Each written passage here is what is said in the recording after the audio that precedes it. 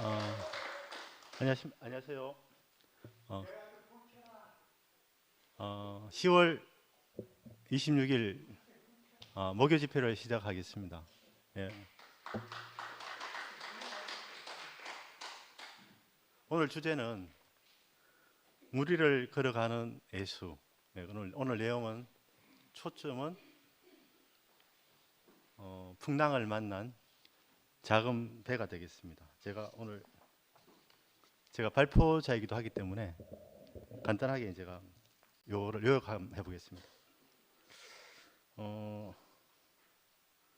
3번부터 제가 읽어보겠습니다. 예수 사역은 역사성을 고려하지 않으면 복음서 이야기는 사람의 생각 속에만 존재하는 관념적인 이야기가 되어버립니다. 그렇게 되면 역사 속에 경험되었던 하나님의 사건을 대충 얼버무려서 자기 입맛에 맞게 해석하는 것으로 끝나버리기 쉽고, 우리 삶의 현실에 실제적으로 예수의 복음을 담기 어려워집니다. 그렇다고 우리가 그때의 사건들이 문자 그대로 재현되기를 기대하는 것은 아닙니다. 하지만 예수께서 행하셨던 모든 일은 지금 우리에게 기쁜 소식이 될 수 있습니다. 예수께서 행하신 일이 우리에게 기쁜 소식이 되자면 사도들이 예수의 삶의 행적에서 깨닫고 체험한 것을 이해하고 우리의 삶에 가져다 주는 의미를 발견해야 할 것입니다. 우리가 복음서에서 이것을 찾지 못한다면 성경 속에서 길을 잃고 복음을 잃어버리게 될 것입니다. 오늘은 예수가 행하신 기적 중에서 무리로 걸어가신 예수에 대하여 말씀드리려고 합니다. 마태복음 8장에 예수님과 제자들이 함께 배를 타고 가다가 예수님이 주무시는 동안 배가 풍랑을 만나서 제자들이 예수님을 깨웠고, 예수님이 명령하니까 바람과 바다가 잔잔하게 되었다는 기록이 있습니다. 여기 바다가 나오잖아요. 이 바다는 유대인들에게 두려움과 공포와 혼동을 상징한답니다. 이 부분에 다니엘은 바다에서 악을 상징하는 네 마리의 용이 올라오지만 메시아가 이를 물리치고 영원한 하나님의 나라를 이룩한다고 예언했습니다. 마태는 이 사건을 통해서 바다, 즉 악의 세력을 제압하고 백성을 구원하시는 하나님의 아들이시며 다니엘이 예언한 메시아가 곧 예수님이라는 것을 말하고 있다고 합니다. 6번 보면 이제 마태복음 14장에도 비슷한 게 나오는데, 제자들이 먼저 배를 타고 건너편으로 가고 있는데 풍랑이 몹시 시달리고 있었습니다. 예수께서 무리로 걸어 그들에게 가셨는데 제자들은 이를 보고 놀랐고, 베드로는 자기도 무리를 걸어서 예수께 가려다가 빠졌다는 이야기가 나옵니다. 베드로가 무리로 걷는 장면도 마태복음에서만 나온다는 이야기라고 합니다. 이 부분도 베드로가 이제 직접 이제 걸어가면서 물이 빠지는 장면이 어떤 세상에 우리가 믿음을 갖고 있지만 실제로 세상에 부딪히게 되면 이 물에 빠지는 것처럼 우리가 그게 유혹을 받을 수 있다, 이런 부분을 묘사한다고 합니다. 그리고 예수께서 행하신 모든 기적의 이야기는 그가 하나님 나라를 이 땅에 가져왔다는 사실을 우리에게 증가하는 표적이었습니다. 마태는 그의 복음서에서 예수와 함께 가졌던 자신의 체험들을 힘든 풍랑 가운데 있는 교회의 상황에서 말씀하고 있습니다. 마태는 그의 복음서에서 예수와 함께 가졌던 자신의 체험들을 힘든 풍랑 가운데 있는 교회의 상황에서 말씀하고 있습니다. 우리도 어떤 사람의 문제를 다루고 또 위로하고 세우려 할 때 자신의 지난 경험을 끄집어낼 때가 있습니다. 나의 경험과 사람의 상태를 겹쳐 이해하게 하는 것입니다. 마찬가지로 예수 사건에는 자신들의 예수 체험과 그 이야기를 듣고 있는 교회의 상황이 겹쳐 있습니다. 이 사건의 초점은 풍랑을 만난 배입니다. 초기의 상황이 바로 풍랑을 만난 초기 교회의 상황이 바로 풍랑을 만난 배와 같습니다. 거대한 홍수의 물결 같은 세상 속에서 방주 같은 교회가 어떻게 세상을 이기고 승리하는가에 대한 문제에 답을 줘야 하는 상황에서 마태는 예수와 제자들 사이에서 있었던 체험을 들어서 대답하고 있습니다. 초기 교회는 갈릴리 바다에서 풍랑을 만난 배와 같은 상황이었습니다. 지금 뭐 우리 2PM도 비슷하죠, 상황이. 예. 예. 누가복음 12장 32절에는 적은 무리여 두려워하지 말라. 너희 아버지께서 나라를 너희에게 주시기를 기뻐하시느니라. 이 좀 말이 좀 어려운데 이걸 좀 요즘 거로 바꿔 읽어보면, 그러니 너희는 그의 나라를 구하라. 그러면 모든 것을 더해 주실 것이다. 두려워 마라 어린 양들아. 너희 아버지께서는 그의 나라를 너희에게 주시길 원하신다. 예. 이렇게 말씀하신 이유는 예수와 함께한 사람들이 미약한 고 적은 무리였기 때문입니다. 갈릴리 호수는 팔레스타인 지역의 젖줄과도 같은 제법 큰 호수입니다. 거기 사는 사람들은 그것이 전부였기 때문에 바다라고 했고, 지중해 연안과 산악지대의 기온차와 골짜기 지형 때문에 풍랑이 일대가 종종 있다고 합니다. 그곳을 생활 터전으로 삼고 살던 사람들이 갈릴리 풍랑을 극복하는 정도는 알 수 있었던 사람들입니다. 그런데도 이야기를 기록한 것은 직접적으로는 표적을 구하는 유대인에 대한 대답이지만 우리에게는 당시 초대 교회 상황을 고려해서 봐야 하는 말씀입니다. 풍랑이 일어나는 갈릴리 바다는 교회의 상황이나 우리 인생을 잘 묘사하는 표현입니다. 찬송가 중에 고요한 바다로 저천국 향할 때 주 내게 순풍 주시니 참 감사합니다. 큰 물결 일어나 나 쉬지 못하고 이 풍랑 때문에 더 빨리 갑니다. 라는 가사가 있습니다. 평생 바람에 시달리며 사는 것이 무슨 의미가 있는가? 바람이 없으면 좋지만 인생에 바람이 안 불 수 없습니다. 이 찬송 가사처럼 순풍도 감사하지만 풍랑 때문에 죽기로 더 빨리 가는 것이니까 그것도 감사하다는 말입니다. 시편 107편에 보면 배들을 바다에 띄워 큰 물에서 일하는 자는 여호와의 행하신 일들과 그의 기이한 일들을 깊은 바다에서 본다 하는 말씀이 있습니다. 깊은 바다. 더 큰 풍랑은 더 크고 더 깊은 하나님의 기이한 일들을 경험하게 합니다. 물은 생명을 살게 하는 것이지만 큰 물은 생명을 위협합니다. 바다는 세상을 상징합니다. 특히 창세기 1장에 땅을 덮은 물이나 창세기 6장에 노아의 홍수, 그리고 계시록의 붉은 용이 나오는 바다와 물 위에 앉은 음녀 등은 사망과 그 권세 잡은 자 사탄의 세력을 상징합니다. 우리 앞에는 방해와 유혹이 있습니다. 이스라엘이 홍해와 요단강을 건너야 했던 것은 가나안이라는 부르심의 목표가 있었기 때문입니다. 만약 부름이 없었다면 그들은 고달프긴 해도 이집트에서 고기도 먹고 마늘도 먹으며 살았을 것입니다. 그러나 부르심이 있는 사람에게는 방해도 함께 오는 것입니다. 그리스도를 위하여 너희에게 은혜를 주신 것은 다만 그를 믿을 뿐 아니라 또한 그를 위하여 고난도 받게 하심이라 했습니다. 아무런 목표가 없다면 인생의 풍파가 없이 편하게 사는 것이 제일입니다. 그렇지만 우리에게는 부르심의 소망이 있어서 지나가야 할 길이 있고 겪어야 할 과정이 있습니다. 부르심의 소망이 있을 때 우리에게 일어나는 모든 고난은 의미 있는 연단이 되는 것입니다.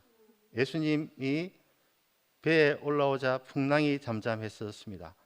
제자들은 예수와 한 배를 탔던 것입니다. 한 운명 공동체라는 것을 표현할 때 한 배를 탔다고 합니다. 초대 교회는 예수와 한 운명이었습니다. 고난받는 자리에서 함께 고난받고 부끄러움 당한 자리에서 함께 부끄러움 당할 수밖에 없었습니다.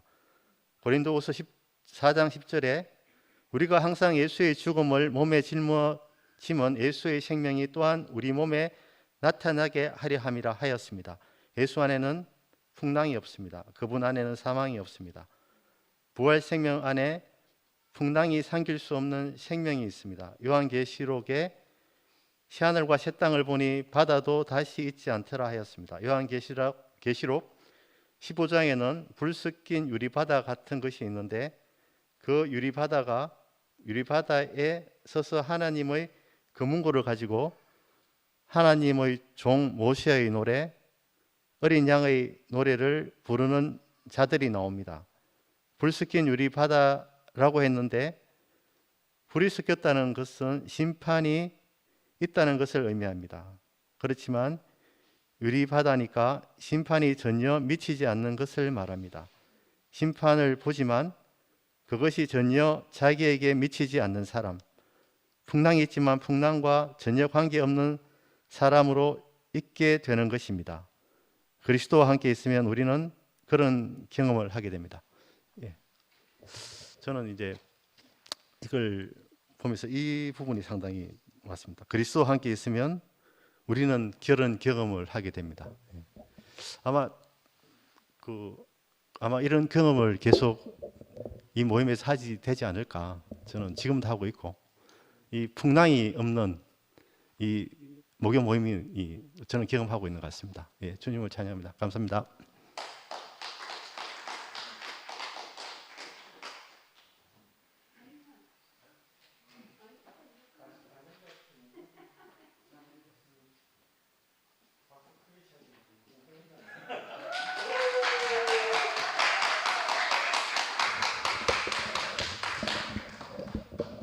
예, 안녕하십니까. 저는 홍성이라고 합니다.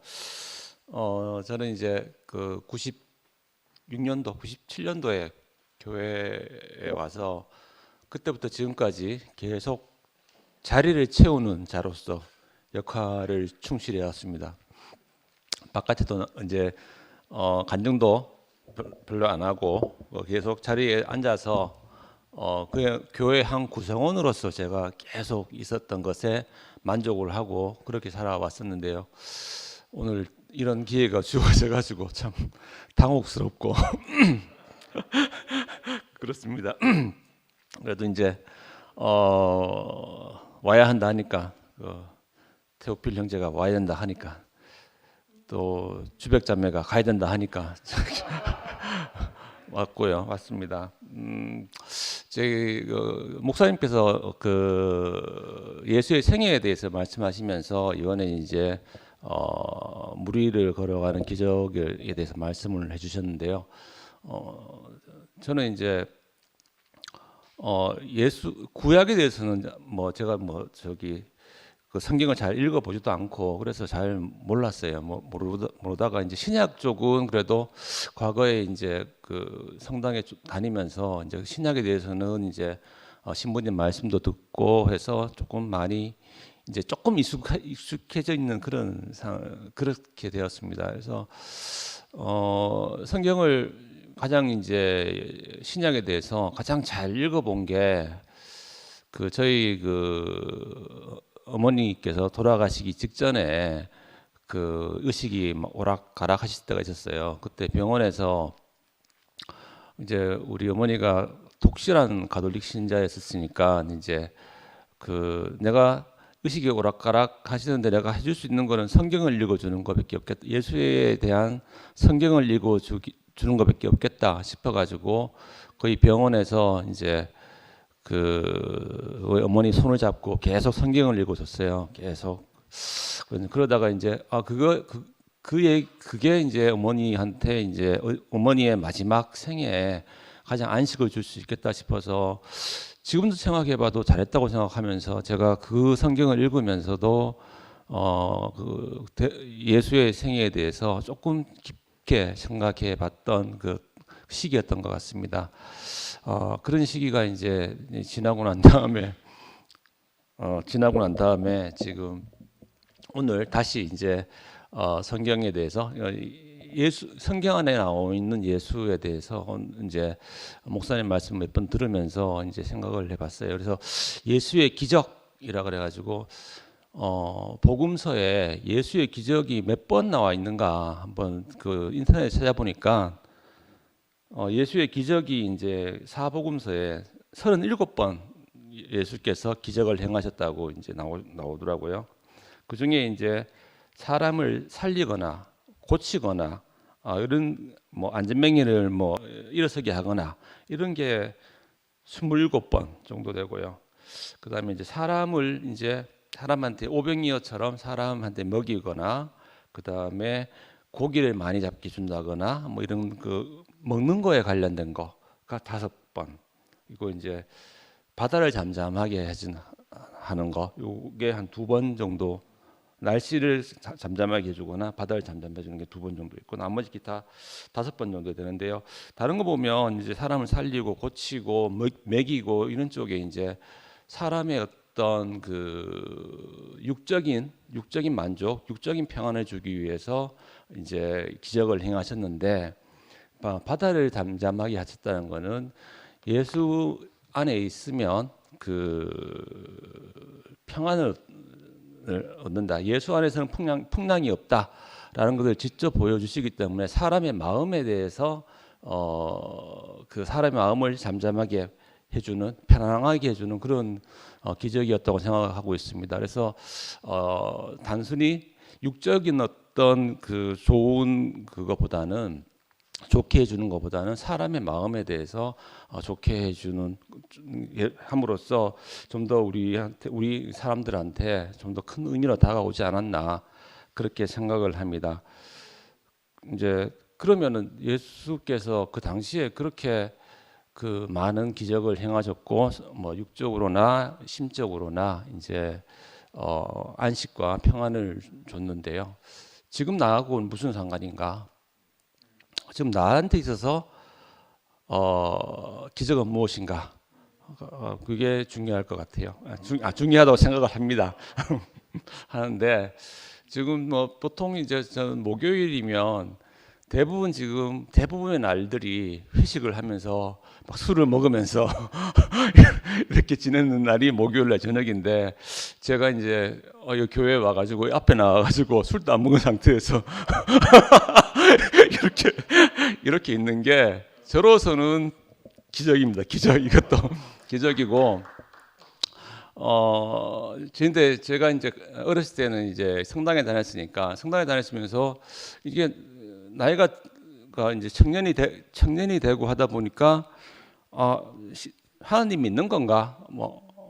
하나님 없는 거 아닌가? 그런 생각이 많이 들었어요. 많이 들었는데 그런 나에게 저 연약한 박주벽 자매를 보내가지고 이제 저한테 이제 그 하나님을 알게 해주시고 교회를 알게 해주셔서 내가 지금은 하나님이 있다라고 생각을 하게 됐습니다. 그게 저 개인적으로는 또 하나의 기적이라고 생각을 하고 있습니다.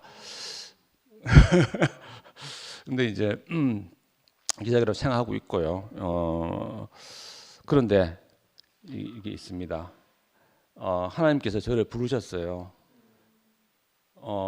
그렇게 부르심에 대한 소망이 있으면 우리에게 오는 모든 고난은 의미가 있는 연단이라고 목사님께서 말씀하셨는데 하나님이 내인데 나를 부르셔가지고 내인데 오셨고 당연히 연단을 받아야죠. 내인데 주어지는 연단은 받아야죠. 뭐 주백자매하고 살면서 뭐 굴욕감, 뭐 자존감 뭐 이런 것들은 그냥 다 완전 뭐 자존감이 땅에 떨어지는 거 뭐 당연 뭐 그 괜찮습니다. 하나님 아는데요. 뭐 괜찮고 이제 뭐 이제 주백자매가 연약해도 속마음은 되게 연약한데 겉모습은 되게 조금 강하잖아요. 강해서 저는 그런 강한 겉모습에 맨날 이제 그 쫄고 항상 막 긴장하고 있고 막 이렇게 살아왔어요. 근데 만약에 그렇지 않고 내가 내 마음대로 했으면 내 마음대로 생활을 했다면 뭐 교회라는 것, 하나님이라는 것 전혀 모르는 상태로 이제 일생을 살아가다가 그냥 죽었을 것 같아요. 근데 그 지금은 뭐 그게 그렇더라도 연단을 받고 뭐 아무리 자존심이 뭉개지고 하더라도 하나님을 알고 하나님 곁에 그다음에 교회에서 같이 살고 있다는 게 저희한테 너무나 축복이고 이 또한 기적이라고 생각을 하고 있습니다. 그래서 지금 너무 만족스러운 생활을 하고 있고요. 그냥 뭐 평안합니다. 그냥 정말로 이제 풍랑 같은 것들이 일지 않고 평안하게 살고 있습니다. 평안하게 살고 있고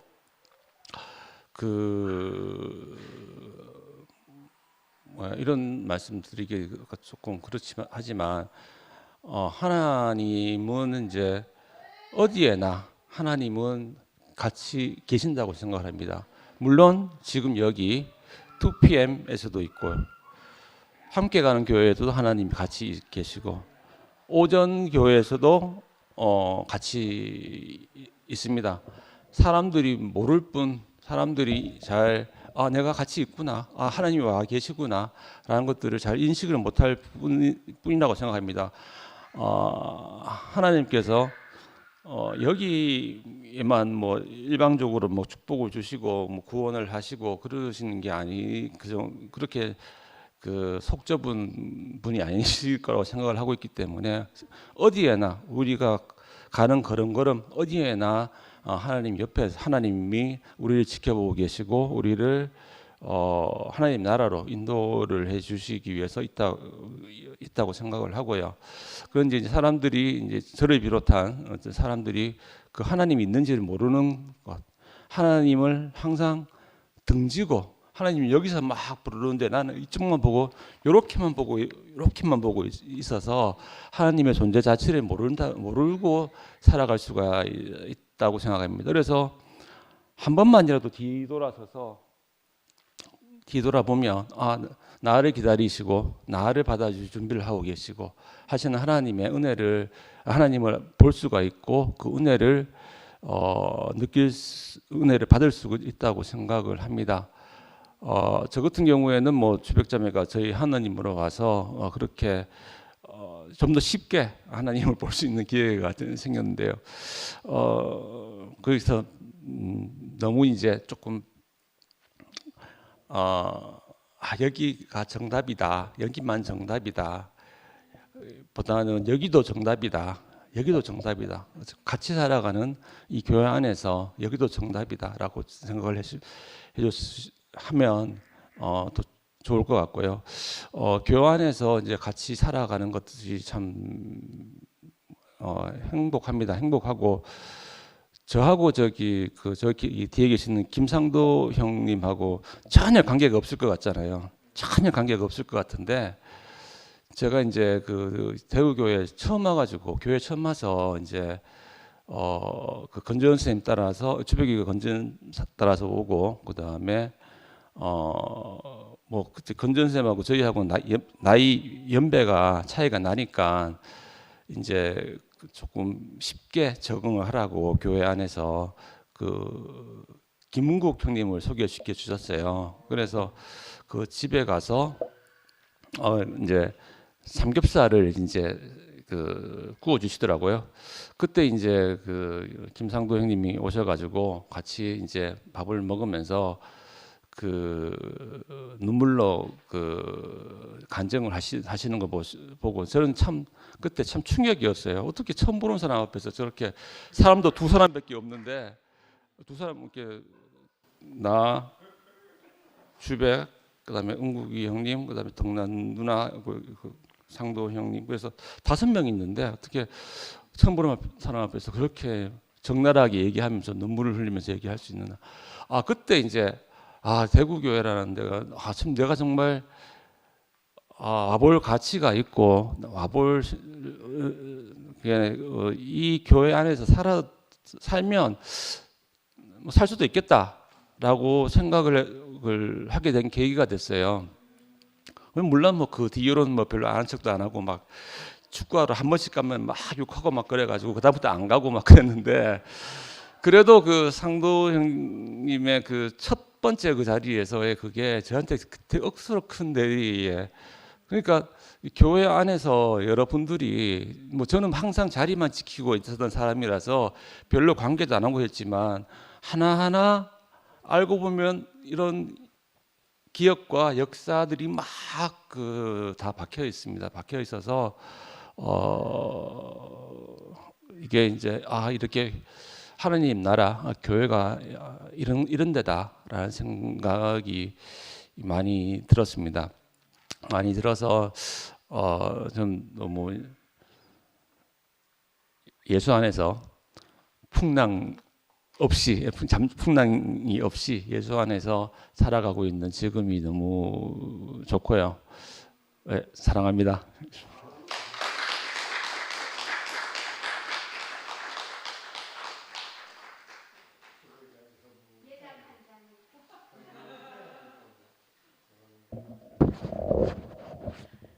아이고, 사랑합니다는 얘기를 다 하시는구나. 저는 이 자리에서 그 우리의 친구인 김치현 목사님의 말씀을 나눌 수 있다는 게 참 감사합니다. 그 어디에 있으나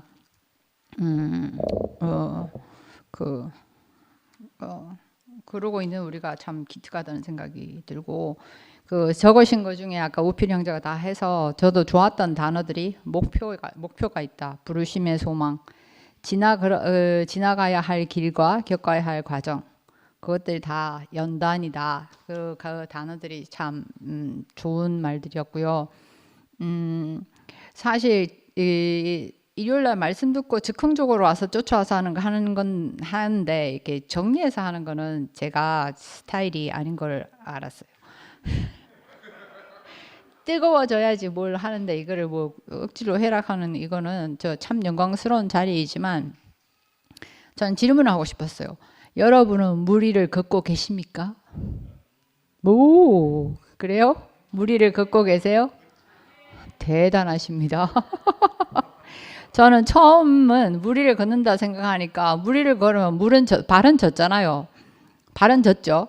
그래, 그 생각을 하면서 우리가 살면서 발은 젖는다 이 생각을 하고, 또 다른 생각이 들었어요. 오늘은 그 우필이 형제가 물론 읽어주는 거지만 어떤 게 들렸냐면, 저는 그냥 풍랑 위에 있는 그 배 위에서 그 두려움에 떨면서 살 사람이었잖아요. 그런데 뭐가 달라졌냐면 앞에 예수 부르심의 소망이 생긴 거예요. 그 배 안에서 어쩌든지 피해 보려고 견뎌 보려고 할 수밖에 없이 살았을 텐데, 그런데 앞에서 부르는 이가 생겼다는 거, 그것이 나에게 그 눈을 들어서 그 풍랑 안에서도 눈을 들어서 볼 수 있는 것이 나인데 생겼다는 거고, 그리고 또 우리가 그 배에서는 다 나와서 어쩌든지 예수 안으로 가려고 하는 과정 중에 연단들을 받고 있는 거잖아요. 그래서 바다를 제가 한번 경험한 적이 있는데, 바다 헤엄을 쳐서 한참 가는데 바다를 돌아가야 되겠다 하고 물속에서 턴을 하는데 심장이 멎는 줄 알았어요. 바다가 검은색이에요. 검은색이야. 그 자체로 제가 죽을 것 같더라고. 그 바다가 어떻게 안 해도 제가 죽을 것 같았어요. 그래서 제가 자기 세뇌를 했어요. 주백이, 너 수영 잘하잖아. 수영 잘해. 너 오리발도 꼈어. 할 수 있어. 그걸 계속 되뇌었어요. 그런데 생각해봐요. 만약에 여러분은 수영을 못한다, 그러면 그 수영 잘하잖아 하고 되뇌일 수도 없단 말이에요. 그러면 죽어야 되죠. 그 심장마비로 죽을 것 같아요. 그러면 예수가, 하나님이 우리를 그 부르심이 소망을 두고 우리로 하여금 무리로 걸어와라 하실까요?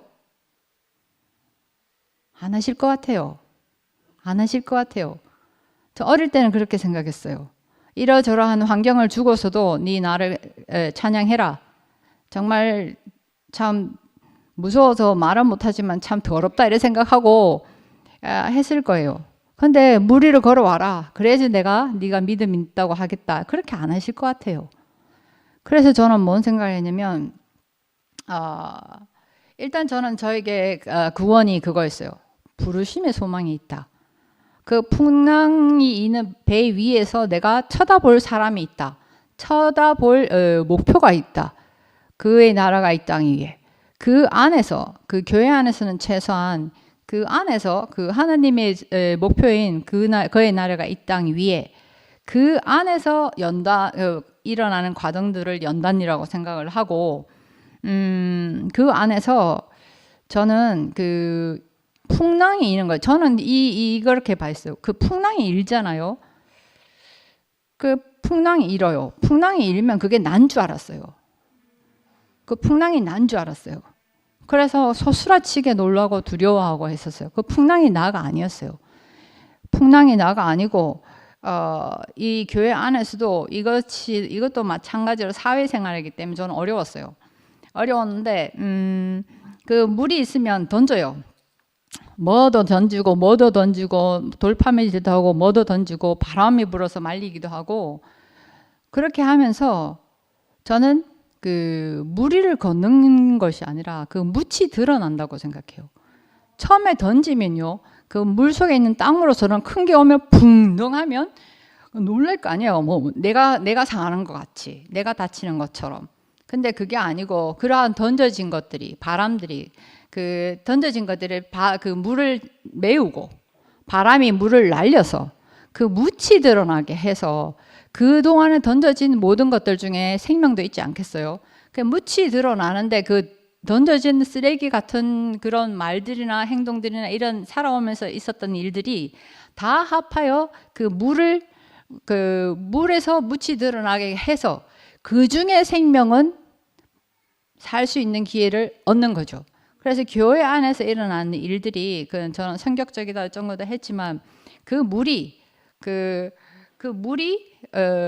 물 위로 드러나게끔 하는 일들이구나. 나인데 그때는 나는 상처다, 부끄럽다, 두렵다 하는 그런 모든 일들이 이 경험들이 그 묻이 드러나게 하는데 다 일조를 했구나. 그래서 그 묻이 드러나면 그 안에 하나님이 주신 생명도 발화해서 일 수 있고 저는 소망이 뭐냐면 일일이 사람들이 나처럼 그런 과정들을 겪어서 이 말씀 안에서 있기를 바라진 않아서 제 친정 식구들만 해도 그들은 연약하여 이 모든 것을 겪을 수 없다고 생각했어요. 제가 세삭해 있고 할 때도 부모들을 오라고 할 수 없어서 그 안에서도 막 싸우고 하더라고. 싸우고 하기 때문에 그거를 감당하지 못할 것 같아가지고 오세요 하기도 사실 어려웠어요. 그래서 오시면 항상 내 옆에 앉혀놓고 했었죠.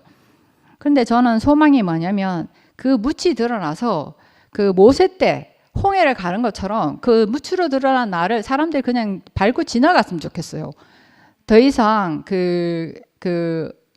그런 물의 영향을 받지 않고 드러난 묻힌 우리들이 그 사람들이 다 우리 같은 과정을 겪기를 바라지 않죠. 그 안에는 우리 자식들도 있고 그 자녀들이 다 우리가 겪었던 일을 겪기를 바라지는 않잖아요.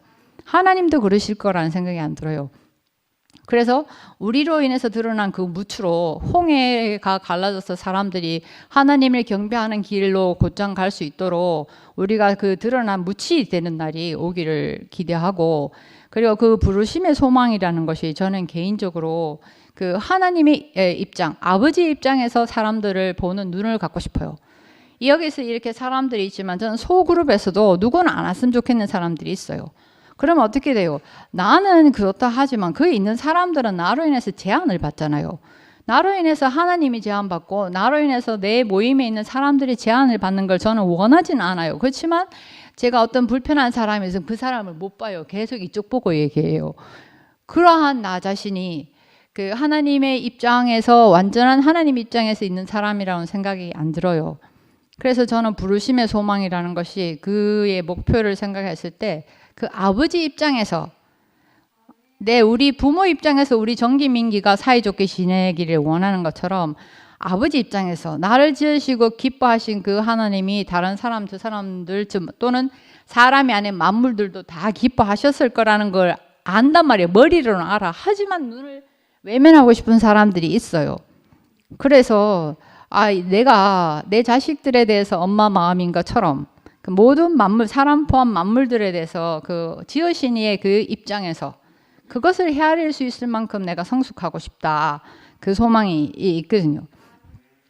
그렇게 되면 다 나처럼 구비구비해서 불러왔을 사람들인데 그렇게 여기 와가지고 나 하나 좀 뭐 외면한다가 해가서 크게 문제될 건 없겠지만 근데 그 마음이 그 하나님의 마음이 나를 점령하여 그 다 하나님이 기뻐하신 그 사람들을 나도 같이 기뻐하고 왜 그게 필요하냐면 누릴 수가 없어요. 그렇게 되면 누릴 수가 없어. 저 같은 경우에는 그 사과가 만약에 썩었다 하면 그냥 사과는 오려서 먹어요. 아까워서 사과는 오려서 먹는데 사람은 버려요 그냥. 그러니까 저는 주위에 사람이 안 붙었어. 남편이 얘기한 것처럼 제가 이렇게 결혼 생활 유지한다는 건 기적이에요. 기적이. 그러니까 그 사과는 과일은 버려서 먹지만 사람은 뭐 하나 뭐 보이면 버려왔었어요. 그거를 제가 알고 있고 그것이 어떠한 이유에서건 저의 기도는 그거예요. 당신이 나를 통해서 자유하시기를 바랍니다. 당신의 입장이 헤아려지고 내가 그게 협조할 수 있기를 바랍니다. 하는 게 저의 기도가 되고 그래서 아까 얘기한 것처럼 일일이 무리를 겁내하면서 가지 않고 그 안에서 그 아버지의 집이 넓다 했잖아요. 그런 것처럼 제가 개인적으로 폼내기 위해서 그 아버지의 입장을 헤아리고 싶은 게 아니라 나로 인해서 제한받는 그 일이 없기를 바라고 제가 적어온 게 한자 적었다기보다 그려왔는데 물수 밑에 누구 가라사대 하는 그 말인데 아까 남편이 얘기한 것처럼요. 저 정말 고생 저 사람이 많이 한 게 이렇게 얘기하더라고. 당신하고 있으면 숨을 못 쉬겠어. 그 얘기를 듣고 제가 그 사람하고 있는데 숨을 못 쉰다는 게 어떤지 저는 알아요. 그게 어떤 건지 알거든요.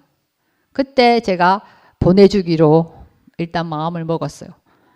이 사람은 놔줘야 되겠다. 그리고 또 어떤 일이 있고 있어 제가 저 남편인데 뭐라 했냐면 엄마인데 가 그랬어요. 엄마인데 가. 봐보세요. 물 밑에 잠겨서 표현이 안 돼. 우리는 하나님의 형상인데 표현이 안 돼. 제가 어떤 소그룹에서 내가 싫어하는 사람이 있으면 입이 얼어 말이 안 돼. 말이 안 되면 답답하고 제가 일요일만 쫓아나와서 간증하면 뭔가 그 시원하거든요. 근데 그 어떤 사람이 물이 될 수 있어요. 근데 어떤 사람이 종적이 물인데 저인데 바다처럼 엄습할 때가 있어요. 그러면 말이 안 돼요. 말이 안 되면 답답해. 그런 것처럼 내가 어떤 사람에게 그 물이 큰 물이 되고 싶지 않아요. 생명이 되는 물이면 몰라도 그 어떤 사람의 말문을 막는 그 물이 되고 싶지는 않는 소망이 생겼고 이건 노력해서 될 일은 아닌 것 같지만 하나님의 은혜를 구하는 마음으로 기도하는 마음으로 살겠습니다.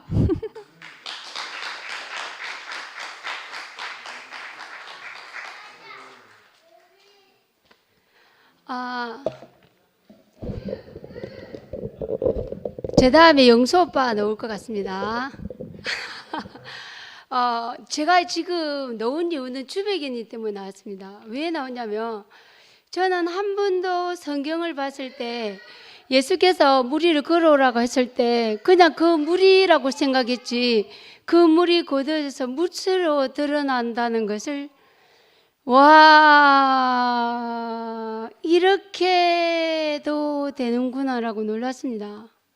그러면 누구라도 그럴 수 있습니다.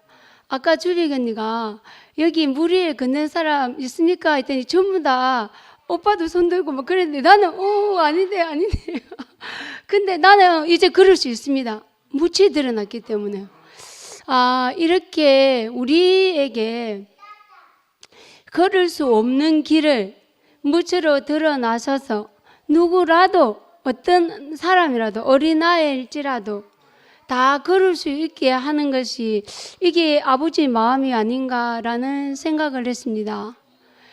그리고 그와 같이 우리가 그렇게 되어지는 것 같습니다. 주님을 찬양합니다.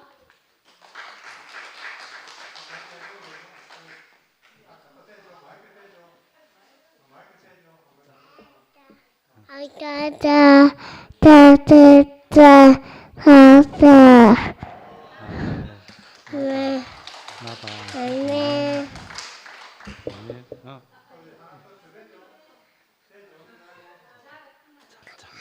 십자가에서 내오지 못한 죽은 말씀은 나이. 아멘.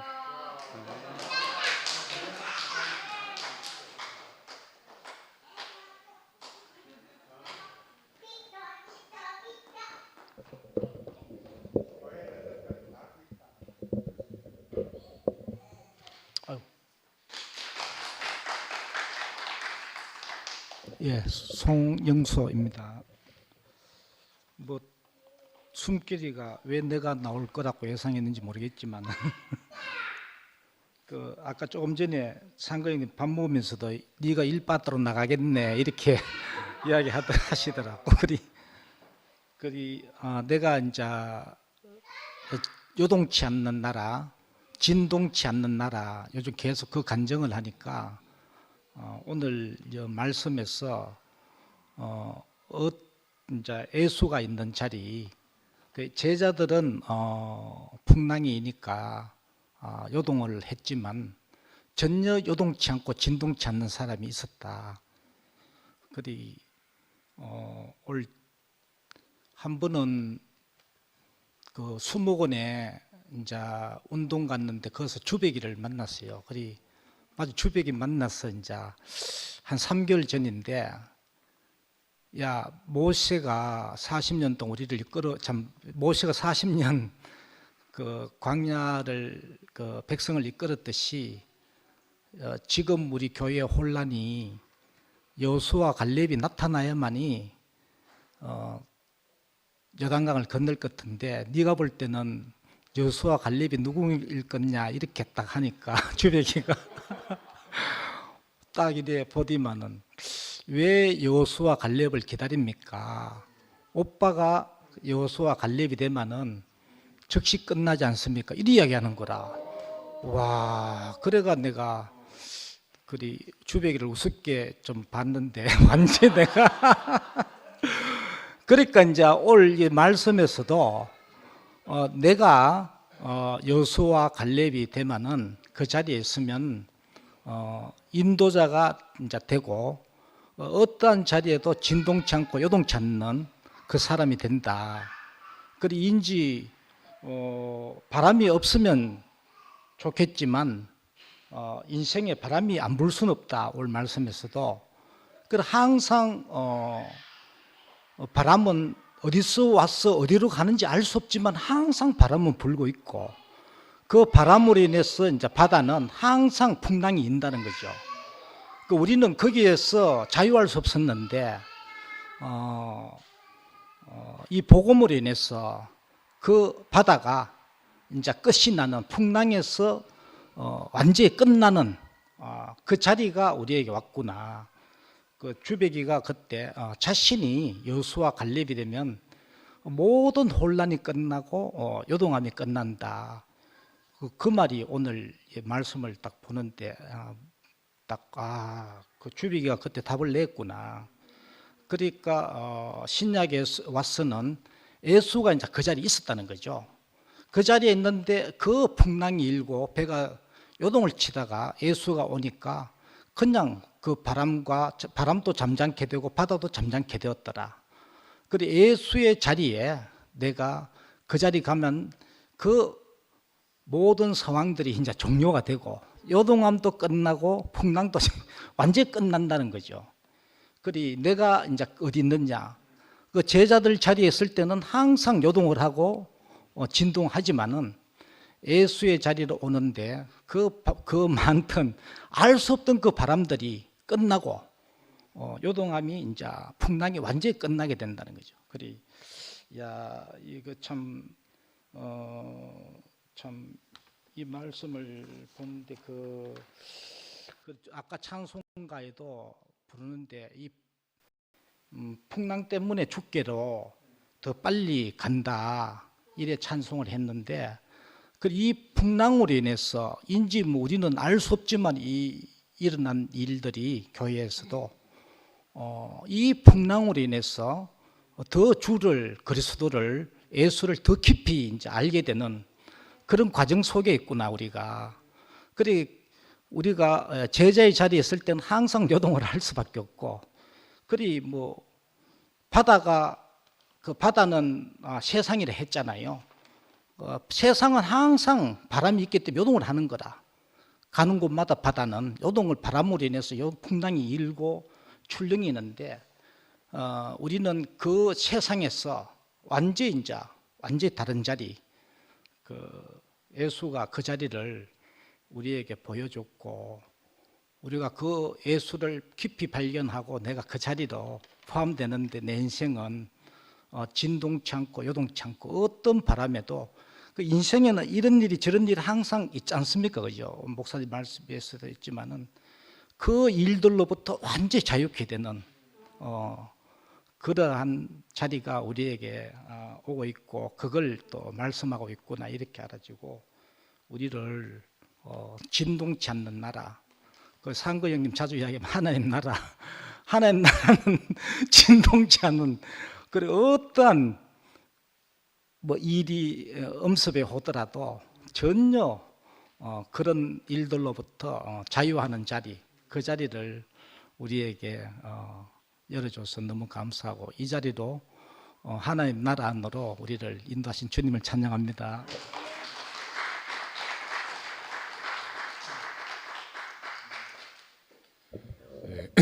김상근입니다. 주백이 감정되는데 너무너무 놀랍네요. 나는 이제 이 마태복음 보면서 처음에 마태복음 처음 시작이 아브라함과 다윗의 자손 예수 그리스도의 세계다 이렇게 시작해가지고, 방금 오늘 그 풍랑 일기 전에 한 일이 뭐고 하면은 오병이어로 5천 명을 먹인 거라. 그리고 이제 오늘 풍랑의 장면이 나오는데, 이제 우리는 옛날에는 늘 관심이 이제 예수 말고 예수 제자들의 관심이 있어. 우리도 이제 제자들 입장이니까, 내가 예수가 아니니까. 근데 지금껏 우리가 이제 교회 안에 살면서 우리가 먹은 생명은 우리를 예수 안에 있게 했거든요. 예수 안에 있게 했단 말이야. 근데 우리가 먹은 생명이 예수 안에 있는 생명인데도 불구하고 항상 우리의 생각은 예수 바깥에, 제자들 안에. 이게 시각 차이라. 그래서 내가 조금 다른 관점에 대해서 말씀을 좀 관점을 바꿔가지고 한번 보자. 마태는 이 뭘 말하려고 했다고 지난주에도 와서 이야기했죠. 내가 여러분 앞으로 내가 계속 하는 말을 좀 새겨 들어보세요. 처음에 이제 예수가 세례를 받잖아요. 세례를 받단 말이야. 물속에 들어갔다가 나왔어. 이 마태는 지금 이분을 모세하고 같은 사람이라고 표현하고 싶은 거라. 왜? 어떤 사람을 만났는데, 야, 여기서 하나님을 본 거야. 어떻게 사람인데 하나님이 나타나나? 그 자기로는 비교할 대상이 없어. 그리고 결국엔 구약에 있는 정말 놀라운 사람, 죽음마저도 없어진 사람, 죽은 시체도 없고 죽은 게 없는 게 모세하고 엘리야인가 모르겠다. 두 사람이 있지. 그리 물속에 들어갔다 나왔다. 세례받은 장면인데, 그 모세도 물에서 건져졌어. 그래서 물에서 건져진 면에서는 모세하고 똑같아. 홍해를 갈랐단 말이에요. 근데 모세하고 비교하려고 하니까 같은 장면이 있어야 되잖아. 그 물 위를 걸어 가셔야 되지. 그 물에 의해서 제한받지 않는 사람. 물에 의해서 제한받지 않는 사람. 그것도 좀 뒤에 이제 요 장면 뒤에 가면은 엘리야하고 뭐 모세하고 예수하고 같이 막 갑자기 세 명이 도란도란 이야기하는 장면이 나온단 말이에요. 결국에 마태는 이런 것들 통해서 이제 이 사람이 모세와 방불하고 다윗의 후손이고 우리를 건져줄 메시아다, 이 말을 하고 싶은 모양이던데, 나는 그 이제 아까 추백이가 무리를 걷습니까? 물을 때 내가 걷는다 그랬잖아요. 웃을 일이 아니고 예수는 우리 신주교 교수님 오랜만에 오셨는데 저 뒤에 저기 계십니다. 우리 박수를 한번.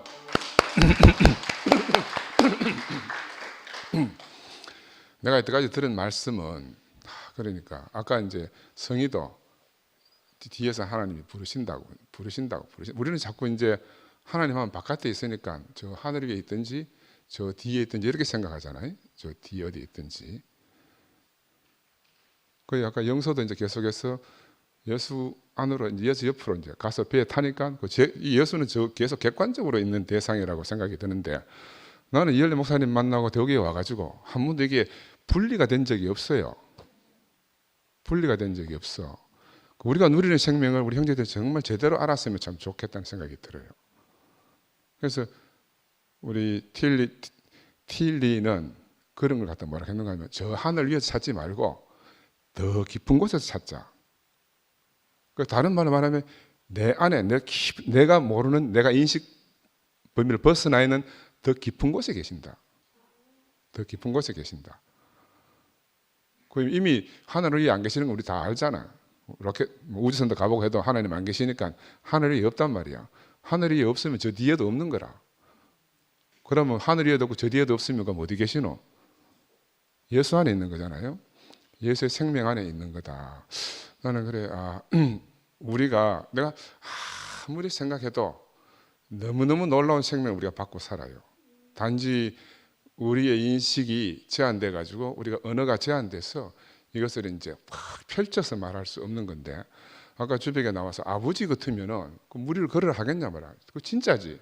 아버지 같으면 자기 아들 빠져 죽을 것 같은데 무리를 걸어오라 하겠냐 말이야. 이건 이제 마태가 예수를 모세와 비교하기 위해서 이제 그렇게밖에 표현을 못한 것 같아요.